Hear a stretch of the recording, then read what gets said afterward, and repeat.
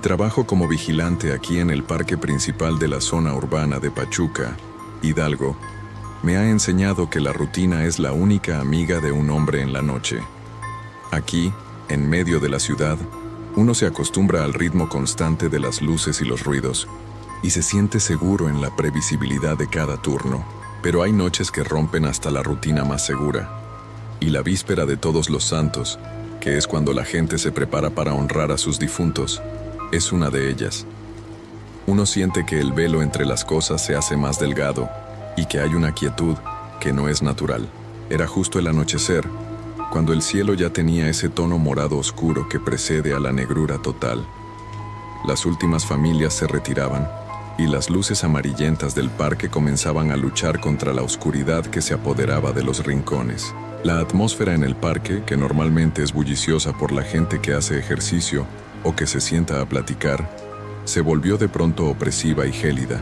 Sentí un frío que no venía del viento que bajaba de los cerros, sino de dentro del parque mismo, un escalofrío seco que me subió por la espalda y que me obligó a ajustarme el cuello de la camisa. Era una quietud antinatural, como si hasta el sonido se hubiera congelado. Fue entonces cuando la figura apareció. Salió de la penumbra del andador lateral y caminó con pasos pesados y lentos. Su andar era arrastrado, con una dificultad que se sentía forzada. Era una mujer de avanzada edad y de muy mal aspecto.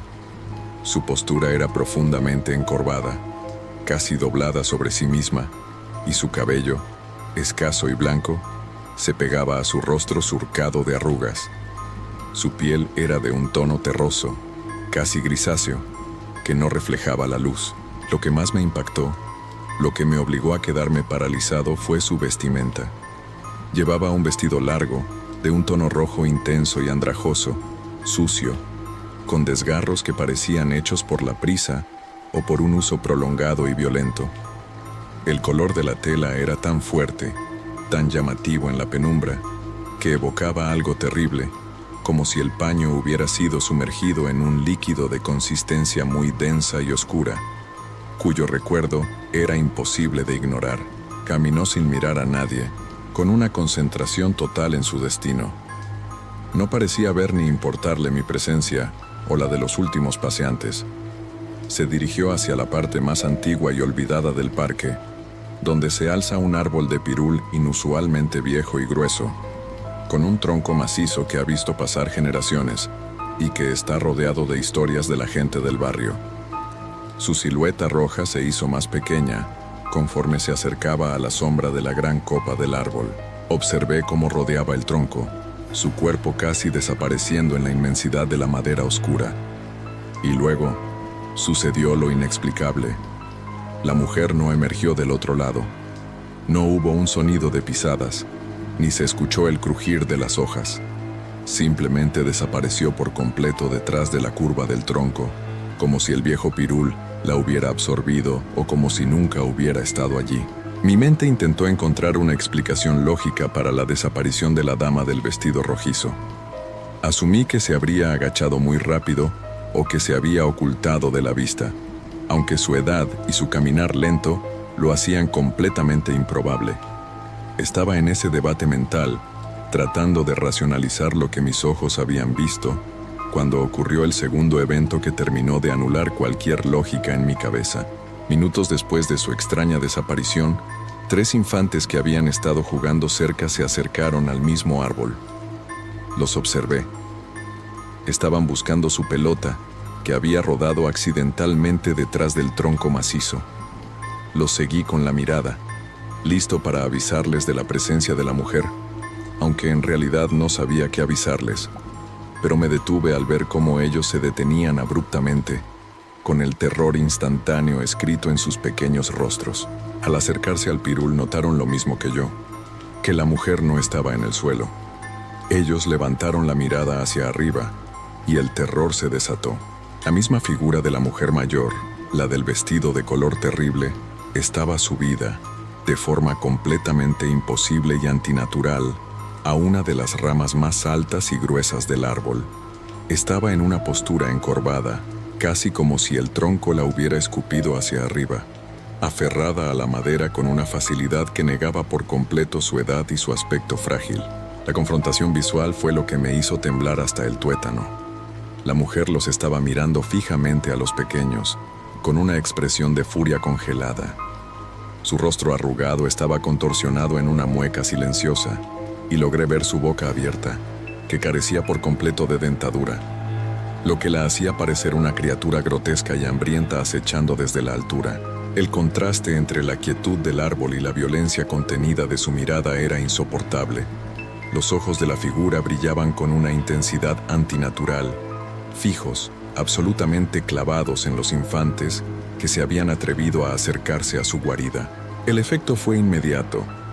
Los niños soltaron un grito agudo y desesperado que resonó en el parque ya vacío.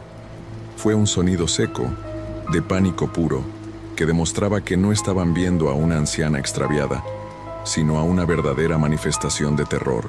La escena era la de un juego inocente interrumpido por una amenaza inmaterial y silenciosa que se les había subido a un árbol.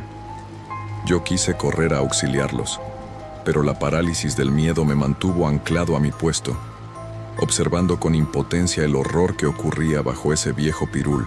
Los gritos de los infantes, por fortuna, los hicieron reaccionar, y corrieron lejos del viejo pirul con una velocidad que solo el terror puede dar. Yo seguía inmóvil, mirando la figura encorvada en la rama.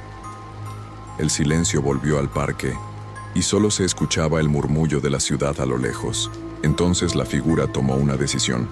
Sin hacer el menor ruido, sin que la rama crujiera o las hojas se movieran, se soltó de la madera y saltó directamente hacia la parte trasera del árbol. No se deslizó, no bajó por el tronco, simplemente se lanzó al vacío detrás de la gran sombra. Y, como antes, desapareció. En ese momento, la parálisis que me tenía atrapado se rompió por la urgencia de la lógica. Corrí hacia el pirul, esperando ver a la mujer en el suelo o tratando de escapar. Al llegar, no había nadie, pero la confirmación de que esa cosa no era humana me golpeó con la fuerza de un puñetazo. Detrás del tronco del pirul no había un camino ni una salida. Había una barda de concreto macizo de por lo menos 3 metros de altura, lisa, sin salientes ni agarres posibles. Era una barrera que hacía imposible cualquier escape humano, y menos aún para una mujer de avanzada edad y mal aspecto. El ser no había escalado, no se había ido, se había esfumado, disuelto en el mismo lugar. El árbol no era su refugio, era su portal, su puerta de entrada y salida entre el mundo de la gente y su guarida. Los demás vigilantes y yo, que también habían presenciado parte del suceso, concluimos lo inevitable. No era una persona extraviada. Era un ente, o lo que en los pueblos llaman una bruja, que utiliza el terror visual para alimentarse del miedo. El terror no fue el susto que le dio a los pequeños. El horror final es saber que esa figura, con ese vestido que recordaba un color terrible y esa mueca sin dentadura, no busca asustar por diversión, solo sale a vigilar y acechar a quienes considera sus presas en la noche de la víspera. Ella sabe quiénes están solos y quiénes son vulnerables, y cada noche de Todos los Santos me obligo a vigilar el parque, sabiendo que no estoy vigilando a los humanos, sino que estoy siendo vigilado por el ser que duerme dentro del viejo pirul.